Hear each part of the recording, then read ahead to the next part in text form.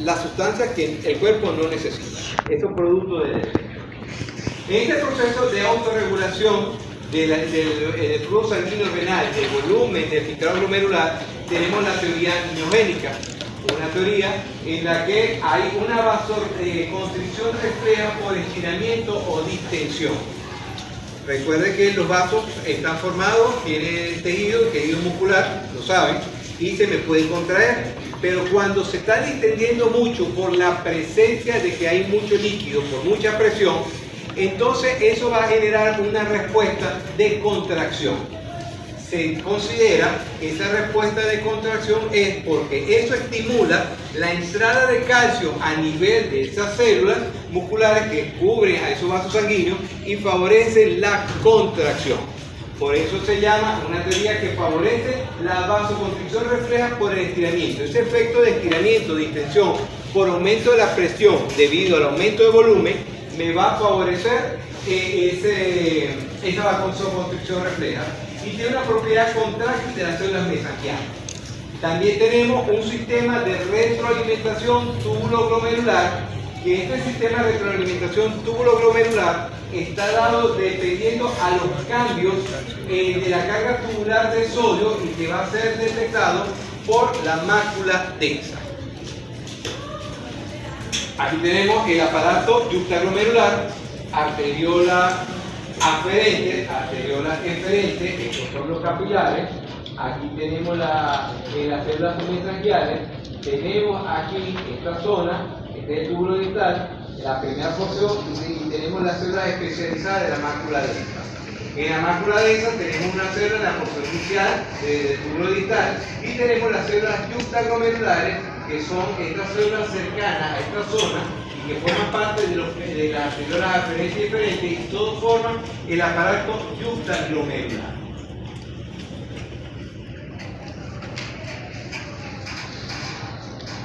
¿Qué ocurre?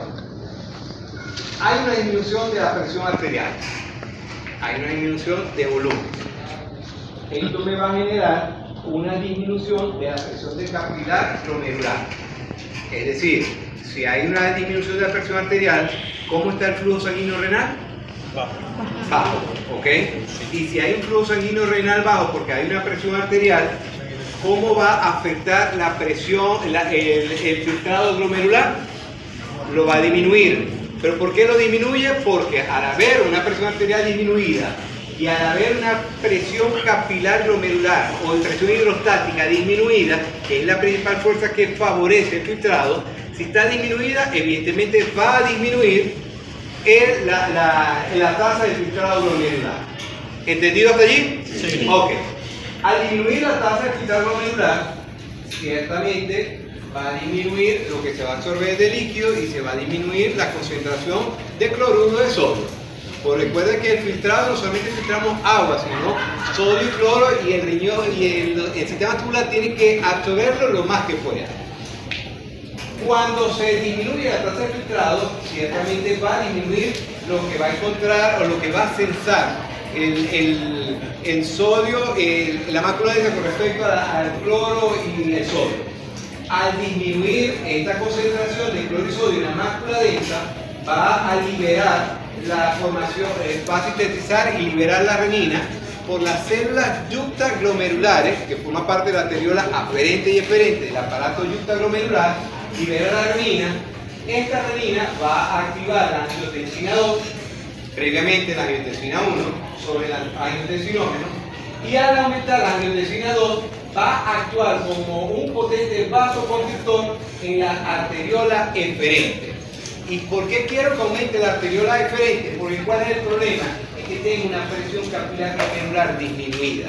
Y recuerden que cuando yo aumento la presión o la resistencia de la arteriola eferente, ¿qué me va a ocurrir en la presión hidrostática? Me va a aumentar.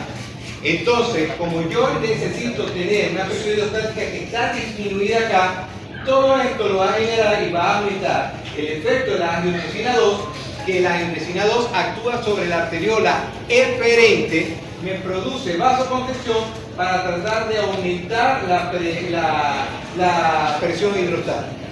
A su vez, la mácula densa va a generar distintos efectos vasodilatadores en la arteriola aferente y va a favorecer vasodilatación, y al entrar vasodilatación va a entrar entonces más líquido por la arteriola eferente y va a disminuir la salida por la arteriola eferente. Los dos efectos de vasodilatación de la aferente y la vasoconstricción de la eferente tienen un solo objetivo: aumentar la presión hidrostática del capilar glomerular. Ojo, todo esto es en condiciones normales, ¿ok? Al aumentar la presión arterial, aumenta la presión del capilar glomerular, aumenta la tasa de filtrado, aumenta la concentración de cloruro de sodio en la mácula densa y va a aumentar la presencia de vasoconstrictores que van a actuar sobre, aumentando la resistencia de la arteriola aferente para que disminuya el flujo, la presión hidrostática en el capilar glomerular y volver a restaurar esto. Esto es los dos efectos, cuando aumenta la presión arterial y cuando disminuye la presión arterial. Recuerden que cuando disminuye la presión arterial, actúa la mácula densa de la paractuducta glomerular, libera renina para formar al final angiotensina 2 y tener un efecto en la arteriola eferente.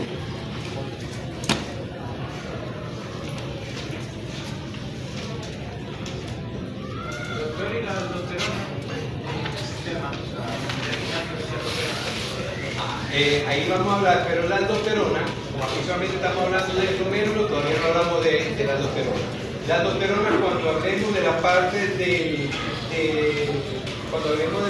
de lo que actúa a nivel tubular, que es la próxima clase, ahí vamos a hablar del efecto de la aldosterona y dónde actúa, y evidentemente va a actuar en la reabsorción y excreción tanto de sodio y potasio, ahí lo vamos a ver, ¿ok?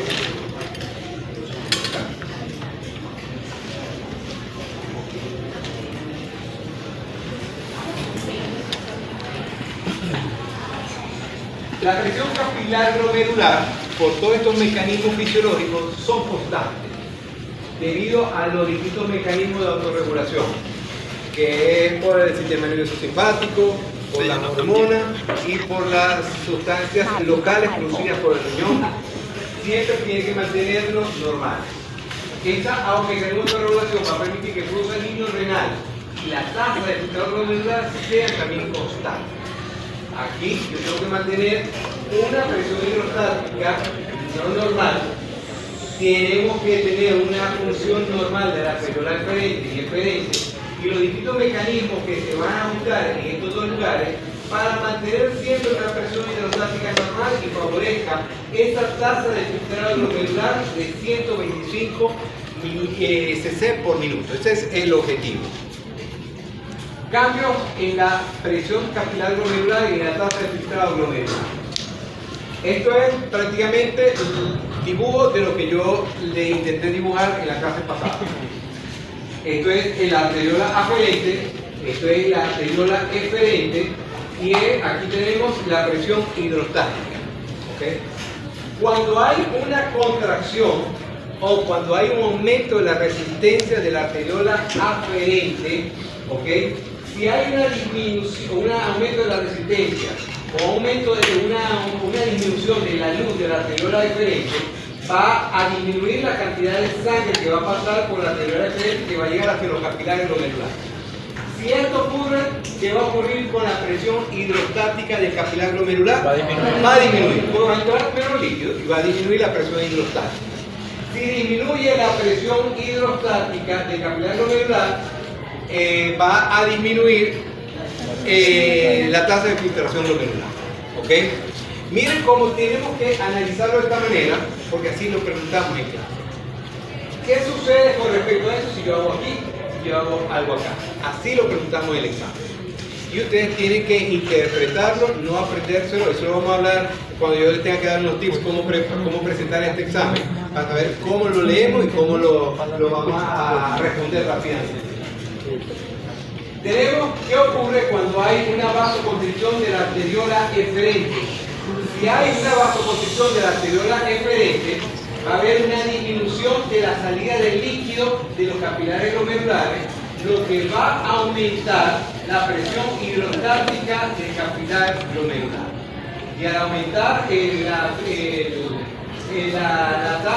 presión del capilar glomerular, la presión hidrostática del capilar glomerular, me va a aumentar la tasa de filtración glomerular. Si hay una vasodilatación de la arteriola aferente, aumenta la presión de capilar glomerular. Cuando yo digo presión capilar glomerular, estamos hablando de presión hidrostática. Y me favorece la tasa de filtrado glomerular. Si hay una vasodilatación de la arteriola eferente, vasodilatación ahora acá, no acá, eferente, ¿cómo cree usted que va a estar la presión de capilar glomerular? ¿Ah? Si la presión, si hay una vasodilatación de la arteriola eferente porque aumenta el flujo sanguíneo por esta zona, va a disminuir la presión hidrostática del capilar glomerular y me va a afectar la tasa de filtración glomerular. Para que ustedes vean entonces lo importante del control tanto de la arteriola aferente y de la arteriola eferente.